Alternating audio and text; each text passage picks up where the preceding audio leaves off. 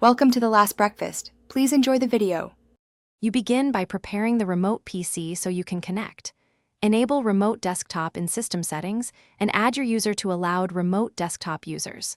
Once done, locate the PC name or its IP address. You'll need that on your laptop. Make sure the remote PC is powered on and not sleeping. Adjust power settings if necessary.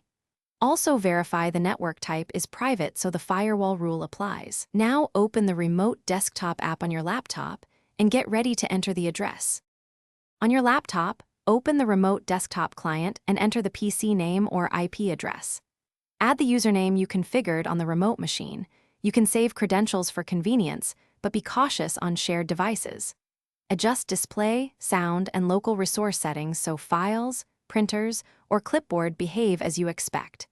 Make sure network-level authentication is enabled to require credentials before establishing a session. If you need to use a specific port, append port to the IP address, then click Connect to initiate the session. You'll now authenticate and complete the connection. If a certificate prompt appears, verify the remote PC name matches and accept only if it's correct. Enter your password or use a smart card and complete any multi-factor prompts.